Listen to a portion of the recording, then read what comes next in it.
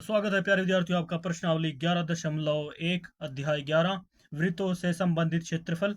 तो आज कर रहे हैं हम 11 प्रश्नावली का दूसरा सवाल।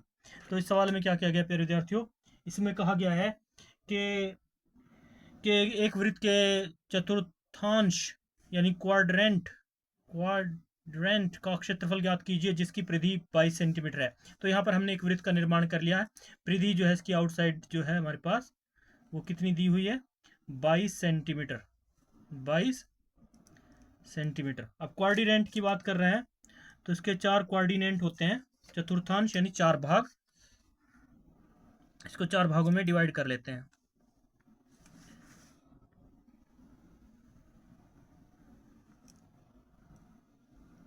तो ये 4 भाग हो गए इसके।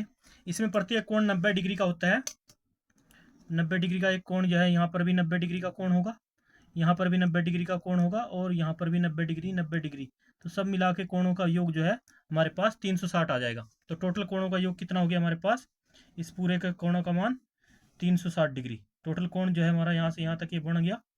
इन कोणों का वैल्यू बन गई हमारे पास, थीटा का मान आ गया 360। कितना आ गया, 360। इस कोण की वैल्यू यहाँ से यहाँ सारे चारों कोणों को जोड़ लिया तो 360 डिग्री के कोण बन गए। तो एक वृत्त के चतुर्थांश का क्षेत्रफल ज्ञात कीजिए जिसकी परिधि 22 सेंटीमीटर है। तो सबसे पहले तो इसमें ये समझना होगा हमारे पास क्या दिया हुआ है। तो इसमें लिखेंगे सबसे पहले, तो इसको आप इस प्रकार से लिख सकते हैं, जब एक कोण हमारा थीटा का मान जो है यानी 90/360 बराबर कितने होगा, 0 से काट दो, 1/4। तो इसको आप 1/4 कोऑर्डिनेट इसको भी कह सकते हैं, 1/4 इसको भी, 1/4 इसको भी, और 1/4 कोऑर्डिनेट इसको भी ले सकते हैं। 90/360 के बराबर होगा ये। तो इस कोऑर्डिनेट को आप 1/4 भी ले सकते हैं। एक वृत्त के चतुर्थांश का क्षेत्रफल ज्ञात कीजिए जिसकी परिधि 22 सेंटीमीटर है। तो इसका हमने क्या नाम है, ये क्या नाम है, क्षेत्रफल निकालना है कोऑर्डिनेट का। तो इसके लिए हमारे पास वृत्त की परिधि ऑलरेडी दी हुई है। तो सबसे पहले लिखेंगे, दिया हुआ है हमारे पास, हल लिखेंगे, हल।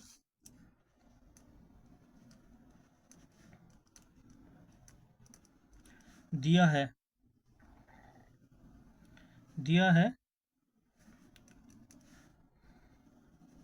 वृत्त की परिधि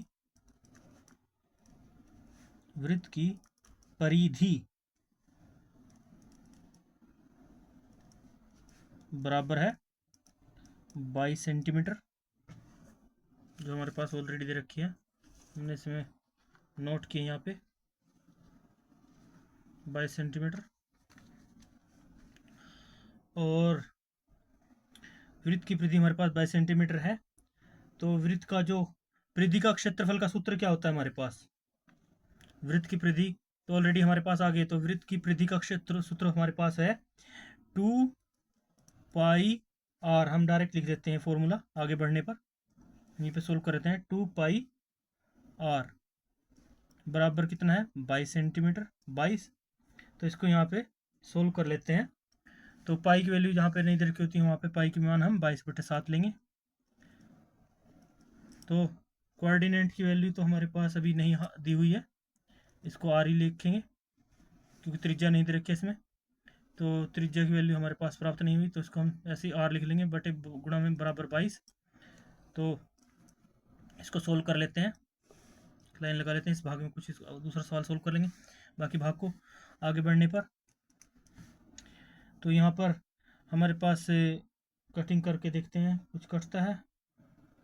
तो क्योंकि 22 इस साइड में है, ये 22 इधर तरफ है, तो ये उधर जाएगा तो एक दूसरे के अपोजिट हो जाएगा। तो इसलिए 22 से 22 कैंसिल हो जाएगा, 22 से 22 कैंसिल हो जाएगा। आप चाहें तो मैं करके आपको दिखा देता हूँ रफ काम में। ये देखिए, अगर हम 2 × 22/7 है हमारे पास, गुणा में आर, अगर हम इधर बराबर से इधर 22 को लेके आते हैं तो ये इधर आने के बाद भाग में हो जाएगा। तो क्या हो जाएगा, गुणा में 1/22 हो जाएगा। तो 22 से 22 हमारा कैंसिल हो जाएगा इस तरह से। तो हमारे पास क्या प्राप्त होगा, हमारे पास प्राप्त होगा 2 × 1/7 गुणा आर बराबर 0। अब आर को तो ये इधर से इधर चलेगा, तो आर के इधर से मतलब अब हमें आर की वैल्यू निकालनी है। तो इस तरह से हम इसको पहले सोल्व कर लेते हैं। इस तरह से मैंने आपको बताया, इस तरह से ये आर हमारा 22 कैंसिल हो गया यहाँ पे। तो 22 तो कैंसिल हो गया। तो अभी हम चल रहे हैं आगे। तो क्या प्राप्त हुआ हमें, दो इसमें एक है और है, तो 2r/7 होगा यहाँ पे बराबर 1। तो यहाँ पे 1/1 समझ लो, तो इनकी आर पार गुणा कर देंगे। यहाँ पे आर पार गुणा करने पर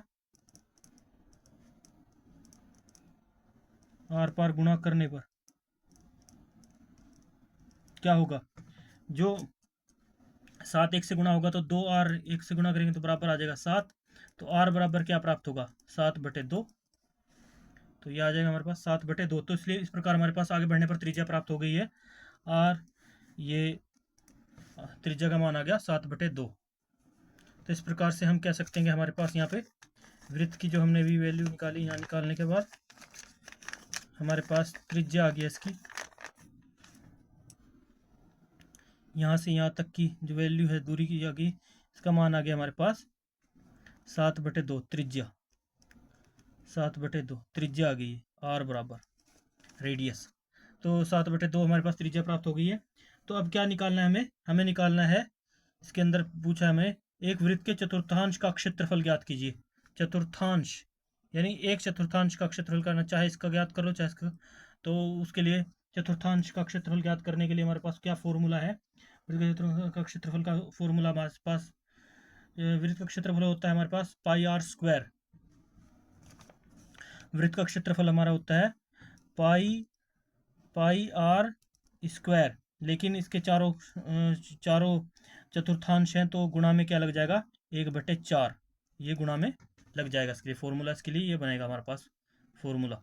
वृत्त का क्षेत्र होता है πr², लेकिन एक चतुर्थांश का क्षेत्रफल हमें निकालना है।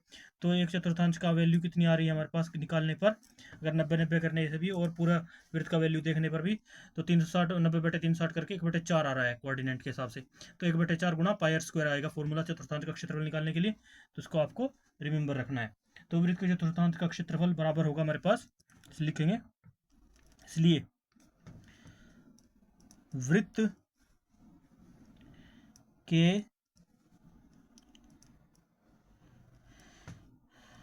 चतुर्थांश का क्षेत्रफल बराबर होगा हमारे पास फॉर्मूला 1/4 गुणा πr²।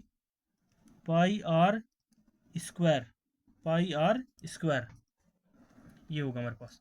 तो हम लिखेंगे, तो हमारे पास पाई की वैल्यू तो जब मैंने बताई रखा है, अगर आगे बढ़ने पर क्या होगा, 1/4 गुणा वही लेनी है जब तक वैल्यू पाई की ना दी हो, 22/7 रखनी है, गुणा आर की वैल्यू हमारे पास कितनी है, 7/2 स्क्वायर में है। तो 7/2 दो बार लिख लेंगे, 7/2। तो 7 से 7 कैंसिल हो जाएगा यहाँ पे एक। तो आगे बढ़ने पर क्या प्राप्त होगा ना, ये यहाँ पे 2 से 11, 2 2 कम 2, 1 कट गया यहाँ पे, ये 11।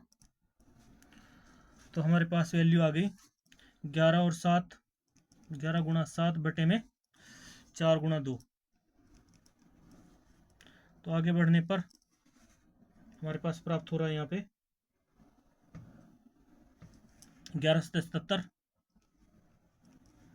77/4 दूनी 8। तो ये हमारे पास आ गया। इसको हम आगे भी खोल के लिख सकते हैं, लेकिन इतना भी उत्तर देंगे तो ये भी सही है आपका। सेंटीमीटर में है तो उसको लिखेंगे वर्ग सेंटीमीटर, ये होगा हमारा आंसर। तो मिलते हैं दोस्तों नेक्स्ट वीडियो में, तब तक के लिए बाय बाय, जय हिंद।